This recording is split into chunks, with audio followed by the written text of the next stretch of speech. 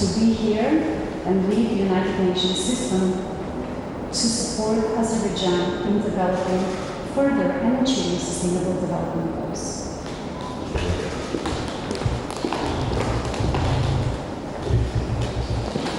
Welcome, I'm very glad to see you.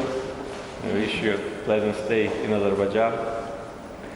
As you know, Azerbaijan has always been a very active member of United Nations, and we've been even elected as a non-permanent member of Security Council some 10 years ago by a very large support of international community. 155 countries supported our candidacy, and that was a demonstration of international reputation of the country and active foreign policy. And during 2 years of our chairmanship, we initiated important issues and addressed important global issues which were on the agenda of international community. And of course now, as a chair of non-aligned movement, which is the largest after United Nations international institution, we play an important role in international affairs and also support United Nations Secretary General's initiatives, especially on fighting COVID. And as you know, we, as a chair of NAM, initiated a special session of United Nations General Assembly devoted to coronavirus in the end of last year. And that was also our contribution to the global fight against this disease. And also, in national capacity, we provided assistance to more than 30 countries, financial and humanitarian, and also shared the vaccines with the countries which needed our support. So this demonstrates our agenda as a responsible member of the international community, and within our capacity and our potential, we try to contribute to the cause of peace and security. With the United Nations, our active interaction with institutions started as a result of Armenian aggression. And 1993 was a year where those famous resolutions of Security Council were adopted, which were a very positive step, very promising gesture of support and addressing the Armenian aggression. And the demand for immediate, full, unconditional withdrawal of Armenian troops from our internationally recognized territories was a very important political gesture of Security Council. But unfortunately, these resolutions were not implemented. And as you probably know, many times I personally raise this issue that there is no mechanism of implementation of Security Council resolutions. In one case, they implemented in a short period of time, but in our case, they were not implemented at all by international players. And especially what was of concern and was difficult to understand by Azerbaijani society, that those who adopted those resolutions, 3 out of 5 permanent member states, were the countries which were and still are the co-chairs of the Minsk group of OSCE. So they themselves adopted those resolutions, and they had a mandate to facilitate implementation of these resolutions, but unfortunately 28 years of the Minsk group were the years of lost opportunities. On many occasions I raised the issue of imposing sanctions on Armenia because I thought that that could be the way how to avoid confrontation, avoid war. We wanted to resolve this issue peacefully. And speaking last year at the General Assembly, just several days before the war, I was warning international community that Armenia is preparing for war. That will not just say words for the sake of propaganda. That was a realistic analysis of Armenian behavior in the months prior to the war. And unfortunately, I was right.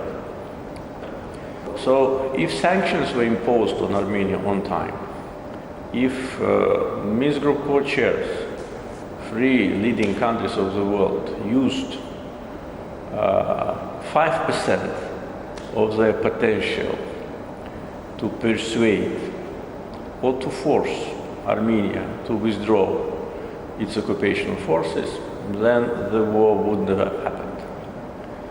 Therefore, the responsibility for the war not only lies on Armenia, but on those who could not or did not want to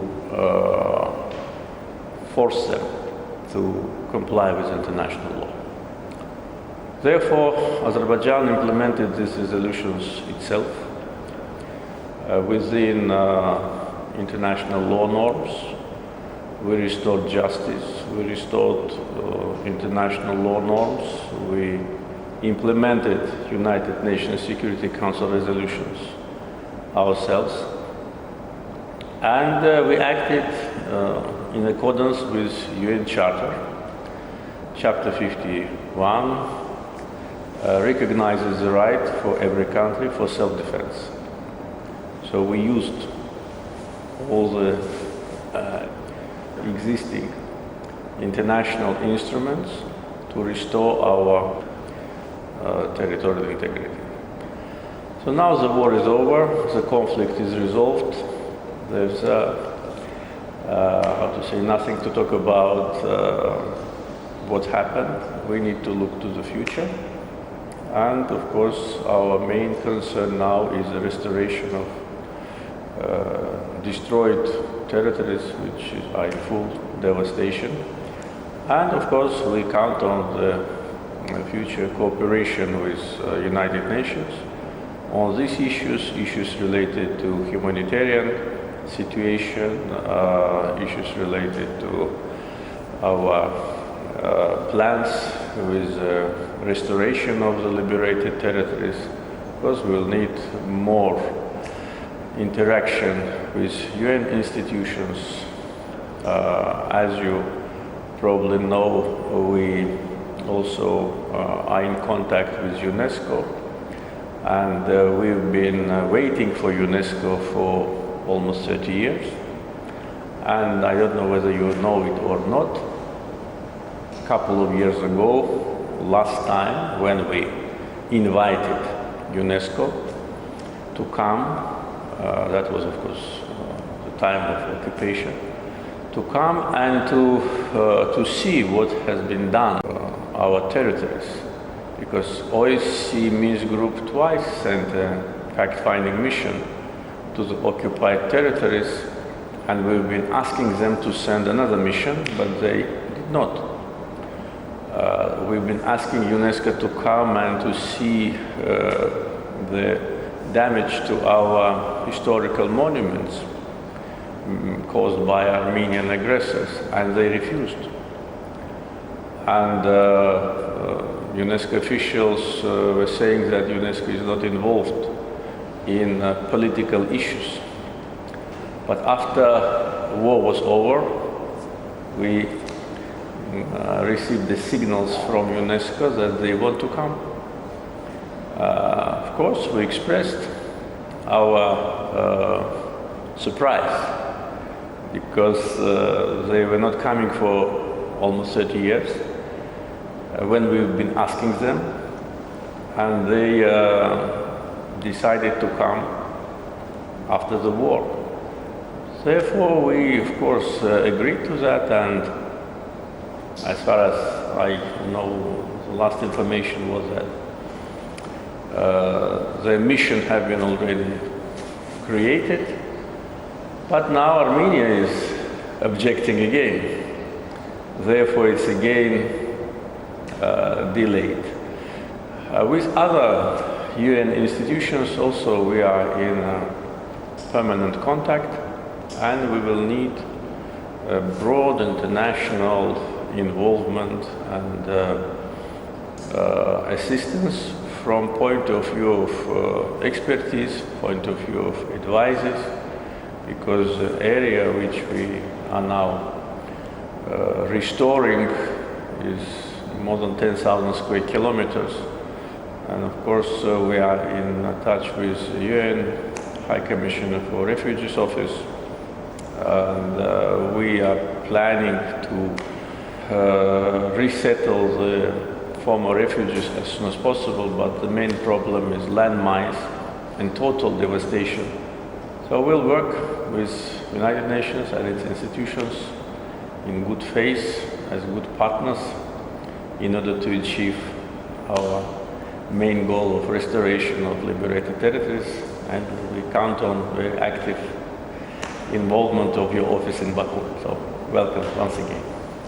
Thank you, Mr. President. United Nations and Azerbaijan have been friends for 29 years now. Next year we're going to mark the 30th anniversary since Azerbaijan has become a UN member state, but also 30th anniversary since UN has opened an office in Baku. So there's a lot to celebrate, but reflect as well. And I think the last 18 months have been unprecedented. COVID-19 has been a global crisis and many nations have been struggling. And I want to commend you and the government for developing a very robust national COVID-19 response. But as you have mentioned yourself, this has been a moment where we really had to make sure that there is a renewed commitment to multilateralism and shared responsibility, and we are grateful for your efforts, first to initiate a summit of the non-alignment movement dedicated to a discussion on COVID-19 response, and then to initiate a special session on COVID-19 at the UN General Assembly. Vaccinations rate in Azerbaijan are again one of the most promising within the region, and the UN stands ready to help, as we have already done over the last 18 months. We have managed to support procurement of more than 4 million personal protective equipment items. We have invested in training, together with the government, of health workers, and more than 3,000 beneficiaries went through this training. And there is a public campaign on COVID-19 prevention that has reached more than 1 million people. As you have said, that was not the only challenge that Azerbaijani people had to go through over the last 18 months. And we do hope that the trilateral statement that was signed on the 10th of November will be really a springboard for a long-lasting peace development, a new era, both for peace and cooperation in South Caucasus region. From UN side, we supported the government in December to do an assessment in Karabakh region, and we have mobilized immediately $1 million to support Anama with clearance of 6 districts along the former line of contact. We're going to continue to support national capacities for demining, as we do understand that this is a priority. And we also, on UN side, coordinating with both World Bank, EU, and other international partners to have a fund that is going to continue to offer training both for Anama, but ensuring that there is a state-of-the-art in the demining process. We are fully committed to support the efforts for safe and dignity return of IDPs in the region. Moving forward, on 1st of March, we have signed a new cooperation framework, a new pact between the United Nations and Azerbaijan. We're having a very ambitious 4 outcomes to work on in the next 5 years. What we really want to support is inclusive growth, and we want to work with young people to make sure that they have the skills for the job market. We also want to support government initiative for a more greener economy and strengthen the capacity of institutions that are delivering services in the area of health, social protection, education, and justice.